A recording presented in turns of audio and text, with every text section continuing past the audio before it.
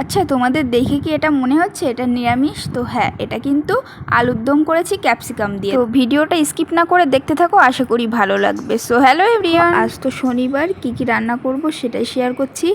তো বেশি কিছু করব না, দু রকমই করব। তো প্রথমে দেখো শাকটা আমি করে নেব। তো তার জন্য সব কিছুই কিন্তু আমি কেটে গুছিয়ে রেখে দিয়েছি। এরপর আমি কড়াইতে একটু কাঁচা লঙ্কা ফোড়নে দিলাম, অন্যদিন পেঁয়াজ ফোড়ন দিয়ে করি, আর যেহেতু শনিবার নিরামিষ ওই জন্য শুধু লঙ্কাই দিলাম। তারপর শাকটা দিয়ে একটু হলুদ লবণ দিয়ে ভালো করে নেড়েচেড়ে আমি ঢেকে রাখবো। তো দেখো সিম্পলভাবেই করছি। তো এরপর কিন্তু আমি করব আলু আর ক্যাপসিকাম, তো কেটে রেখেছি দেখেছো। তো ক্যাপসিকাম আর আলু দিয়ে একটা আলুর দম করব। ওদিকে শাকটা কিন্তু আমি নামিয়ে নিয়েছি। এরপর কড়াইতে কিছুটা তেল দিয়ে নিয়েছি। তো আলু আর ক্যাপসিকামটা দিয়ে আমি ভালো করে কিন্তু ভেজে নেব। তো দেখো লবণ আর হলুদ একটু দিয়ে, তোমরা ক্যাপসিকাম দিয়ে আলুর দম কে কে রান্না করে খেয়েছো কমেন্টে কিন্তু জানিও, আমি কিন্তু এই প্রথমই করছি। তো দেখো আমি ভালো করে নেড়ে চেড়ে কিছুক্ষণ ধরে ঢেকে রাখবো। এরপর দেখো কিছু মিক্সি করে নিয়েছি। তো এতে আছে জিরে, কাঁচা লঙ্কা, মরিচ, ধনিয়া। তো এগুলো কিন্তু আমি পেস্ট করে রেখে দিয়েছি। তো এদিকে দেখো আলুটা কিন্তু ভালো করে ভাজা হয়ে গেছে, আর ক্যাপসিকামগুলোও কিন্তু অনেকটাই নরম হয়ে গেছে।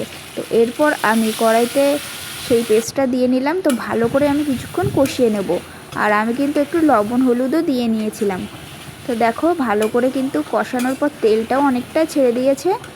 আর আমি কিন্তু পাশে গরম জলও বসিয়ে দিয়েছি। এরপর কিন্তু আমি গরম জলটা অ্যাড করে দেব, যেহেতু কষানো হয়ে গেছে। তো দেখো এই যে গরম জল। তো এরপর আমি ভালো করে নেড়েচে টমেটো সস একটু অ্যাড করব। তো দেখো অনেকটাই কিন্তু ফুটে এসছে। তো দেখো আমি টমেটো সস দিচ্ছি, তোমরা কেউ কেউ চাইলে গোটা টমেটোও কিন্তু অ্যাড করতে পারো। আর দেখো আমি কিন্তু গোটা কয়েকটা কাঁচা লঙ্কাও অ্যাড করেছি। তো এরপর আমি কিন্তু বেশ কিছুক্ষণ ধরে ঢেকে রাখবো। তো এটা কিন্তু সব কিছুর সাথেই খাওয়া যাবে, লুচি, পরোটা, তারপর ফ্রাইড রাইস সব কিছুর সাথেই খাওয়া যাবে। তো দেখো অনেকটাই কিন্তু হয়ে এসছে। তো আমার মনে হলো একটু বেশি শুকনো হয়ে গেছে, ওই জন্য আমি আর একটু গরম জল অ্যাড করেছিলাম পরে।